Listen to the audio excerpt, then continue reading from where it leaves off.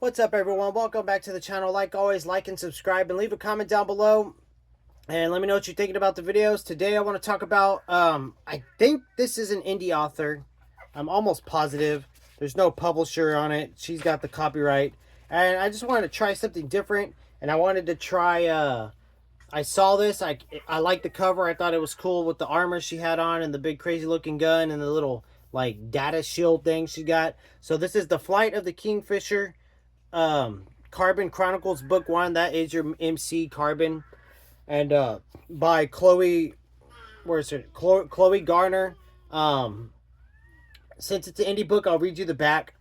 Smuggling is supposed to be the kind of job where you're in, you're out, and no one ever knew you were there. Simple, boring even, but that's only when you're doing it right. Unfortunately, Avery and the rest of the crew of the Kingfisher have hit a snag, one in the form of a strange woman living in a hallway ceiling at installation 23. And from there on out, it seems like they're ever only one jump ahead of the next guy looking to kill them. Increasingly enmeshed in complex politics and missing their blissful ignorance, the crew of the Kingfisher are going to have to make some hard decisions about what role they really want to play in galactic events and just how far from their mundane world of weapons smuggling they're willing to venture. So basically, they uncover a piece of equipment that is like on the up, like the people that control all the galaxies and stuff. And well, she steals it from them in the beginning of the book, and then they go and get it back from her, and then they find out it's tied to a whole complex evil political regime. Basically, pretty much it's tied to enslavement of 40 billion humans on 4 different planets. So they uncover that throughout the book, and that's where they kind of turn from just your regular old smugglers to like now they want to, the cliche, we got to save the world type of deal. And I'll give this book an 8 out of 10. I was going to give it a 7, but I think it deserves an 8. The only reason it could be higher, it's not a solid 8. It's a loose 8 out of 10 because there was some issues I had. There were some little bit of things that were like some grammar that was a little bit off, and then the MC really irritated me in the beginning of the book, but she definitely grows on you. She's definitely a great character, so just keep reading it if you give it a shot. But the 8 out of 10 comes to I got lost in the dialogue sometimes, which doesn't typically happen when I'm reading. So I don't know why that was, and I'm sure the author cleans it up as the series goes on. This could have been one of her first books. I have no idea. But I got lost in the dialogue, and I got lost a little bit towards the end when you had two people on the ship kind of guiding the other two as they were going and kicking butt and stuff. But that's it. I mean, other than that, those are just nitpicking. But if you're not, if you're reading fast and you're enjoying the book, and you're gonna be like, I gotta backtrack because who's saying what? Because that's what happened. But not, it didn't happen like the whole book. It was just kind of towards the end that I was like, what? Who said that? Or who's doing that? Or I thought they were on the ship. Stuff like that. Overall, though, the book and its premise was really good. And if you're into sci-fi, I wouldn't say it's a space opera. It's just your good old sci-fi book in space. And it was really good. And it is an 8-book series.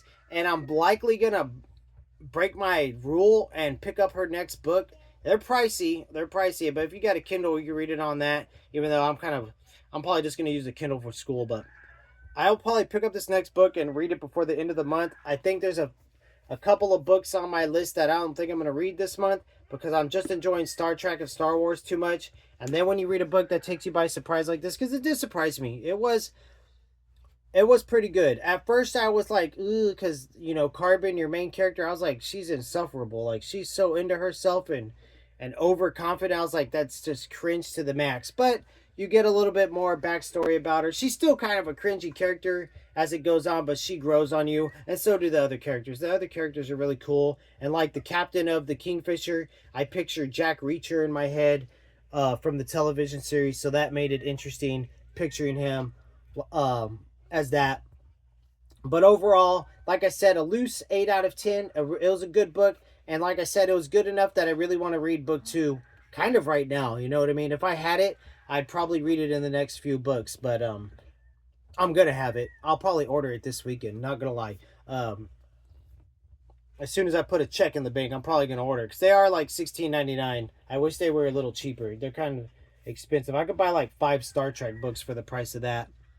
But Yeah, it was good. The Flight of the Kingfisher. That's the name of the ship that they're on. Carbon Chronicles Book One. Each character was really awesome in their unique way. Especially Carbon. She grows on you. Like I said, she was kind of at first. Avery's a really cool character. He's like your basic tech guy, engineer. He's not gonna be your hero or nothing. Monty's like your Jack Reacher type guy, even though he's not as strong as her, because you'd have to read it. I don't want to spoil her character. And then you had their other character, the web surfer or whatever she was.